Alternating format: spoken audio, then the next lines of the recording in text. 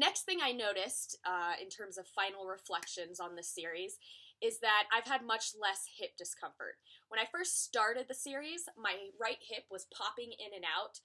I have a full splits with my right foot going back. It's my more comfortable side, but my hip was being lazy. It was turning out a lot. I was training poorly, I think, and it just exacerbated this problem. And like I said, it was clicking in and out a lot. I was getting a lot of pain. I was constantly grabbing that area during yoga. I was always aware of my right hip and how it felt. And it wasn't a positive thing. So when I started this series, this was my main intention is, hey, I got to fix this alignment issue in my hip so that I can keep training safely. And by the way, I think a lot of this is coming from my foot. So my hip has become a lot more... I don't want to say that the series has made it stronger. What I do want to say is that it's corrected some of the external rotation that I have experienced through probably poor training of my splits. It basically, I lost flexibility through this series. And the reason for that is because he was basically separating the tissues and the muscles that needed to in order for me to strengthen it and be able to hold my hip in there the way that I should. I also altered the way that I was training those splits and other activities that are exacerbating this problem. I changed the way that I've been doing that training to ensure that I'm not trying to encourage that hip to turn out and return to the problem I started with in this series. So that has improved. It's a constant project with my hips, I feel like. I think because of the challenge of my feet, that's going to be a theme throughout the rest of my life. But I feel much more comfortable in that area of my body now. And it's no question that that is a result of the Rolfing series. Next is, since we've been talking about the splits, I may as well address that. I have noticed some changes. And I know a lot of you don't do splits regularly, but you could compare this to just an improvement in an issue I was needing help with. So my center splits, the one where your legs go out and maybe you fold forward like this in a straddle, that has improved in a huge way for me. I've always struggled with the center split since I was a kid. I'm better with the front to back legs, but this center splits has really opened up for me since I started the Rolfing series. It was unintentional, and I think it was a product of the work that we've been doing in my hips. So that's really exciting. I won't get too much farther into that. But the next thing I want to mention is a huge thing that I had no intention of addressing through this series that I am extremely excited about, and that is my back.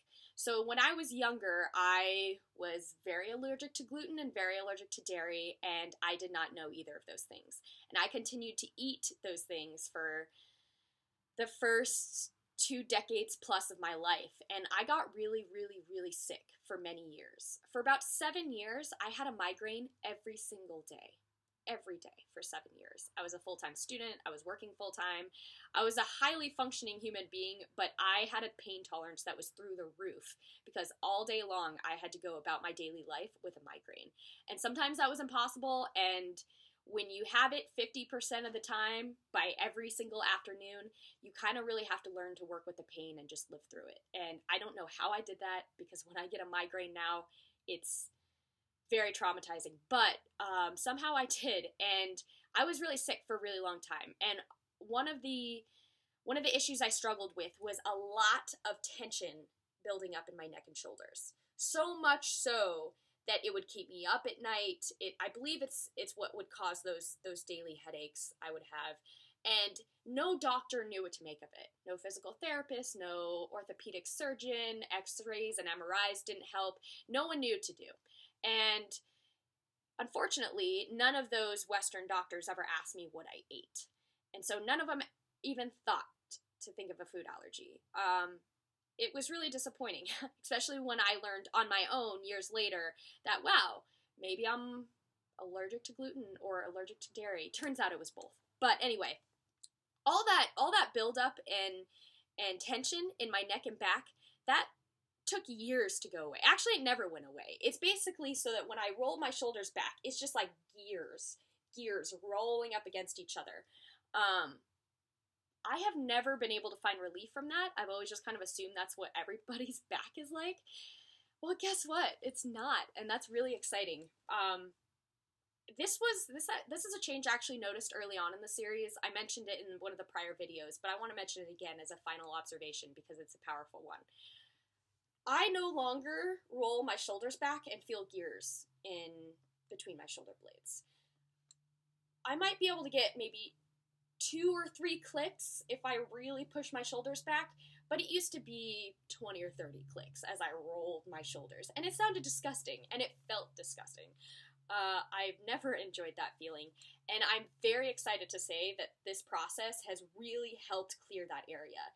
Now, what I think was actually happening was my alignment here was off, so I don't know if I was forward or backwards or where my shoulders were, but I think my alignment was off, and as he fixed those lines, basically it set my shoulders and my shoulder blades where they should be.